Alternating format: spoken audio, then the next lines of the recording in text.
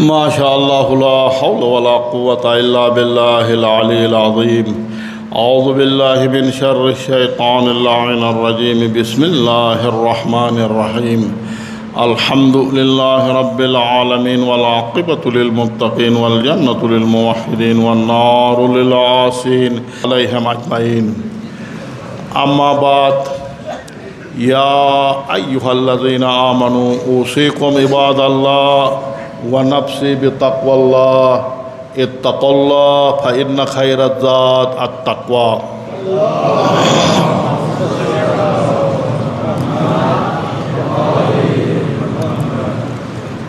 میرے محترم مومنین، بار دیگر سب سے پہلے میں اپنے آپ کو، پھر آپ بہترین عزادار محبین اہل بیت سے تقوی الہی کی سفارش و گزارش کی جاتی ہے. ہمیشہ اللہ کی تقوی کو اپنائیے اور یہی بہترین زاد آخرت ہے. میرے محترم مومنین، اسلامی تعلیمات، اسلام عالمی امن و سلامتی کے خواہاں ہے، اور یہی درس کربلا سے ہمیں ملا ہے. کربلا والوں نے امن اور سلامتی کا، آشتی کا پیغام مضبوط طریقہ سے ہم تک پہنچایا ہے، اور اسلام چاہتا ہے پوری کائنات میں، پورا عالم میں امن ہو، سلامتی ہو، آشتی ہو. چونکہ عالم، دنیا، یہ کائنات ایک دوسرے سے جڑی ہوئی ہے، ایک دوسرے کے ساتھ مربوط ہے، اور امن و امان و سلامتی بھی پوری دنیا میں ایک دوسرے کے ساتھ مربوط ہے. اس لیے اسلام پوری کائنات میں امن چاہتا ہے، سلامتی چاہتا ہے، آشتی چاہتا ہے. اور یہ اسلام کے مہم تعلیمات میں سے اور اہم تعلیمات میں سے ہیں. اور سب سے پہلے اسلام کا پیغام بھی یہی ہے. جو بھی اسلام میں داخل ہوتا، سب سے پہلے اسلام کا پیغام یہ ہے، آپ سلامتی کے دائرہ میں داخل ہو گئے ہیں. اسلام امن و سلامتی کا قلعہ ہے. جب کوئی بھی اسلام کو قبول کرتا ہے، وہ انسان امن اور سلامتی، آشتی کے قلعے میں داخل ہو جاتا ہے. اسلام قلعہ ہے امن کا، اسلام قلعہ ہے آشتی کا، اسلام قلعہ ہے سلامتی کا، اسلام قلعہ ہے محبت کا، اسلام قلعہ ہے پیار کا، اسلام قلعہ ہے مہربانی کا، لطف کا، کرم کا.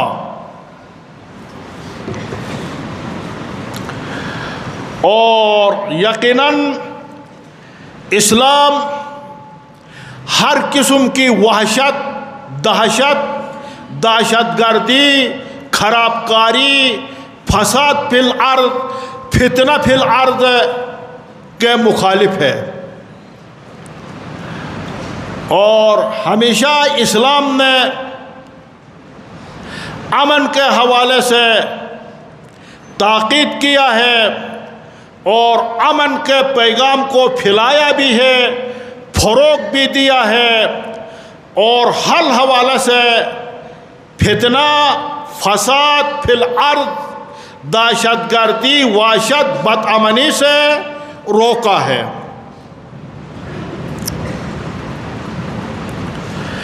اسلام کا فرمان ہے، حدیث ہے، حتیٰ وہ انسان اگر مسلمان کسی کے ہاتھ اور پاؤں، ہاتھ اور زبان سے محفوظ نہ ہو تو اسلام اسے مسلمان بھی نہیں سمجھتا۔ اسلام کے دائرہ میں آنے کے بعد ہر مسلمان کے ہاتھ اور زبان سے ہر مسلمان محفوظ ہوتا ہے۔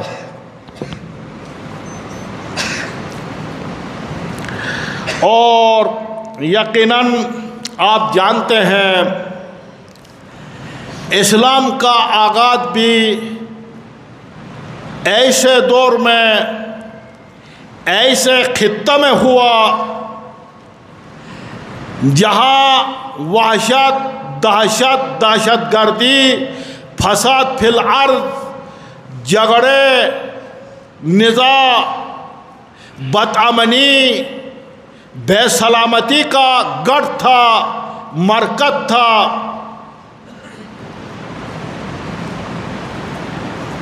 اور قبائل اس خطے میں لڑتے جھگڑتے رہتے تھے۔ اوس اور خزرج دو بڑے قبائل تھے، 120 سال تک وہ آپس میں لڑتے رہے۔ رسول اسلام تشریف لائے تو ان کے آپس میں اختلافات کو، تنازعات کو، نزاع کو دور کر دیا، ان کے آپس میں آشتی قائم کیا، بھائی چارگی قائم کیا، اخوت قائم کیا، اور وہ قبائل پھر اسلام کے سربلندی کے لیے اسلام کے سپاہی بن گئے اور اسلام سے دفاع کرنے لگے۔ رسول اللہ باندے غلام صلوات۔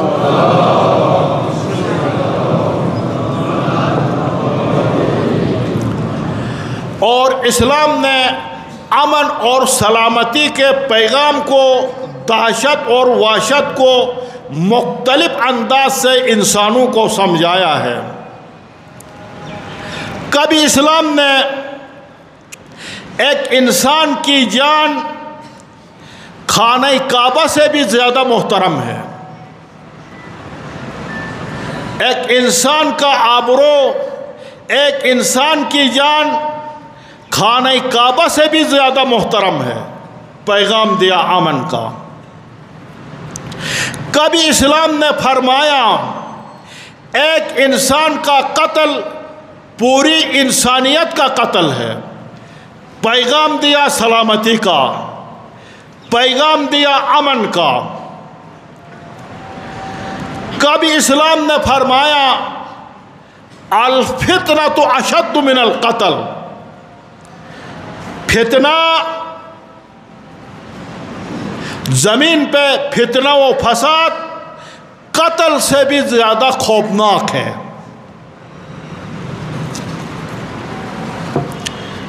یقیناً رسول اسلام نے ایک ایسی حکومت کو تشکیل دے دیا، ایک ایسا نظام کو تشکیل دے دیا، اس نظام میں ایسا اصول قائم کیا، اس قسم کے خط و خال وضع کیا رسول اسلام نے، جو ہر انسان جس نظام کے اندر بغیر کسی خوف و خطر کے زندگی گزار سکے، اور ہر کوئی، ہر کسی کے لیے اس کے حقوق میسر ہو، کسی کے حق پائمال نہ ہو جائے، عدل و انصاف سے ہر انسان معاشرے میں زندگی گزار سکے، ایسا نظام کو رسول اسلام نے تشکیل دیا، جسے الہی نظام کہا جاتا، جسے آسمانی نظام کہا جاتا، جسے قرآنی نظام کہا جاتا۔ اور اس نظام کی حفاظت رسول اسلام کے آل نے، رسول اسلام کے اہل بیت نے اس نظام کی حفاظت کی، اور اس نظام کو ارتقاء کی طرف گامزن کیا، اور اس نظام کی حفاظت اہل بیت رسول نے اپنے خون سے اس نظام کی آبیاری کی۔ رسول و آل رسول باندې بلند صلوات.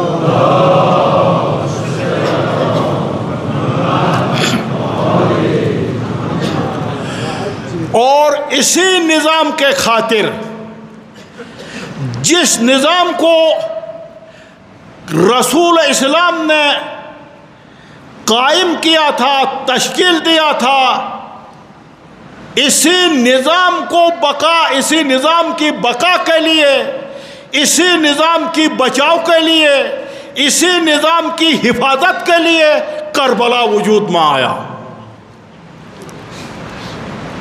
اور آپ جانتے ہیں کربلا میں وہ عظیم اطاعتیں ہوئی، وہ عظیم قربانیاں دی گئی اس نظام کی بقا کے لیے، اس نظام کی حفاظت کے لیے.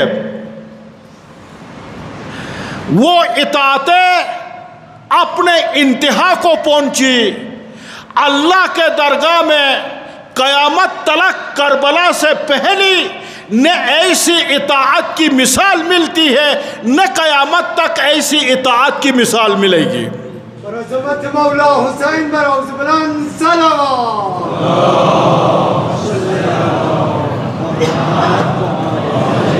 اور قربانیاں بھی ایسی قربانیاں تھی، انسانیت انگشت بدندان ہوئے. آسمان والے ملائکہ نے بھی اس کربلا کی قربانیوں کو تحسین کہا. ایسی عظیم قربانیاں نہ کربلا سے پہلی ان کی مثال ملتی، نہ قیامت تک اس کی مثال ملے گی، جس کو خود اللہ نے قرآن میں اس قربانی کو ذبح عظیم اور عظیم قربانی سے تعبیر کیا. اس سے اور عظیم قربانی اللہ کے درگاہ میں نہیں آ سکتی ہے. اسی نظام کے بقا کے لیے مولا امام حسین نے سرداد نداد در دست یزید، حسین نے اپنے سر کو کٹوایا لیکن بیعت نہیں کی. یزید کے ہاتھ میں حسین نے ہاتھ نہیں دیا. اور اسی طرح ہر قسم کی قربانی موجود تھی کربلا میں. جوانوں کی قربانی بھی موجود تھی، بوڑھوں کی قربانی بھی موجود تھی، خواتین کی قربانی بھی موجود تھی. اور اسی پیغام کو، اسی نظام کو زینب کبریٰ سلام اللہ علیہا نے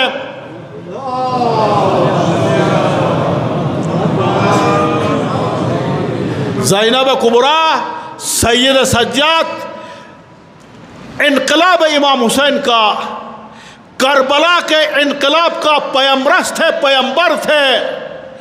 کربلا سے لے کر کوفہ تک، کوفہ سے لے کر شام تک، شام سے واپس کربلا تک اس پیغام کو مضبوطی سے پہنچایا. جس طرح ہمارے کربلائی نے وہ حضرت زینب سلام اللہ علیہا کا ایک جملہ جو ہے وہ پیش کیا. جب پوچھا ابن زیاد نے، اے زینب تمہارے بھائی کی شہادت کیسے پائی، تمہارے بھائی کا قتل کیسا پایا، کیسے جواب دیا زینب کبریٰ نے؟ قیامت تک یہ جملہ، قیامت تک دنیا یاد رکھے گی. ایسے جملہ کبھی بھی دنیا میں اس قسم کی ایک اسیری میں ہو اور اسی کے ساتھ اس قسم کا عظیم جملہ حضرت زینب کا علاوہ کسی سے صادر نہیں ہو سکتا تھا. فرمایا یہ ہمارا وراثت ہے، میرے اس کو اچھائی کے علاوہ کچھ بھی نہیں دیکھتی ہوں. اے ابن زیاد تم جتنا بھی کوشش کرو تم ہماری ذکر کو نہیں مٹا سکتے ہو. یہ حضرت زینب کا جملہ تھا. اور آج تک اس وقت بھی یزید نے کوشش کی تھی ذکر حسین کو مٹا دے اور اس خدائی نور کو مٹا دے. یہ حضرت زینب کا پیغام تھا، جملہ تھا، تم نہیں مٹا سکتے ہو، یہ نور خدا ہے. اور اب بھی کوشش کر رہے اس نور خدا کو، اس پیغام کو اور اس ذکر اہل بیت کو مٹا دے، لیکن کوئی بھی یزید وقت کوئی نہیں مٹا سکتے. اور اس کو یقیناً آپ جانتے ہیں اب جس دور میں ہم داخل ہیں اس وقت نفسا نفسی کا عالم ہے، دنیا پرستی کا عالم ہے، مادیت پرستی کا عالم ہے، اور استعماری طاقتوں نے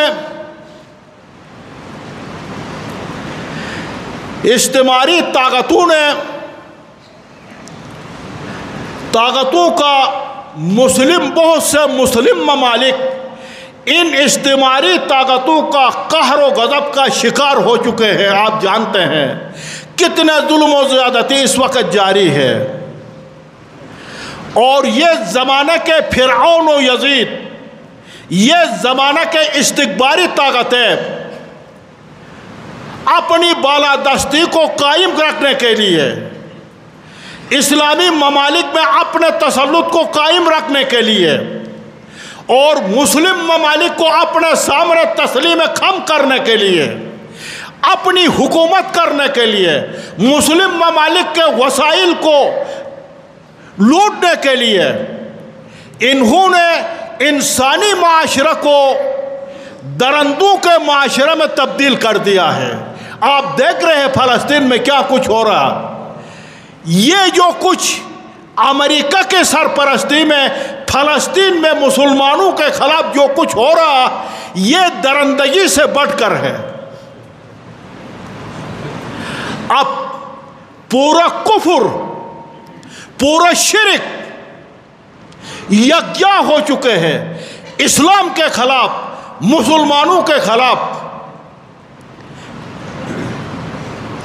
یہی تو تھا کربلا میں جو قیام کیا، کس کے خلاف قیام کیا تھا؟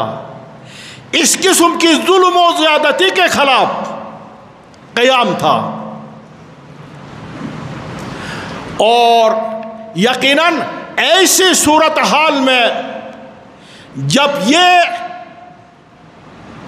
فرعونی لشکر، استکباری لشکر مسلمانوں کے اوپر حملہ آور ہو تو مسلمانوں کا کیا فریضہ بنتا، مسلمانوں کو کیا کرنا چاہیے؟ تین چیزیں مہم ہیں مسلمانوں کے لیے، تین چیزیں مہم ہیں۔ سب سے پہلے مسلمان کو چاہیے بیدار ہو، ہوشیار ہو، اور دشمن شناسی، دشمن کو سمجھے کہ مسلمانوں کا دشمن کون ہے۔ ابھی کھل کر دشمن جو ہے سامنے آ گیا ہے، مسلمانوں کا دشمن امریکہ، اسرائیل، اور یہ جتنے ادارے ہیں، حقوق بشر کے ادارے ہیں، یہ سب کے سب زیر اثر امریکہ ہے، اور جو امریکہ کا ہے وہی جناب دنیا میں وہی ہو جاتا ہے۔ اور دشمن ہے، دشمن شناسی ضروری ہے، یہ پہلی نقطہ۔ دوسرا،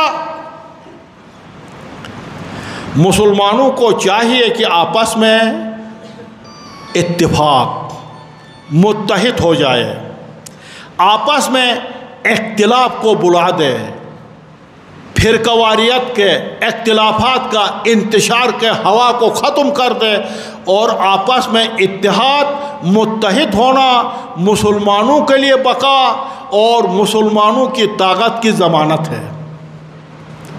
تیسرا،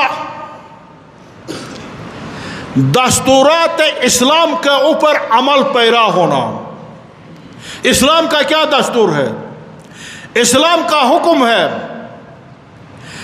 جب تک تم یہودیت اور نصرانیت کے سامنے سر تسلیم خم نہیں ہو جاؤ گے، جب تک ان کے سامنے تسلیم نہیں ہو جاؤ گے، جب تک ان کے نظریے کو نہیں مانو گے، جب تک ان کے فکر کو نہیں مانو گے، جب تک ان کے مذہب کو قبول نہیں کرو گے، وہ آپ کے دوست نہیں ہو سکتے۔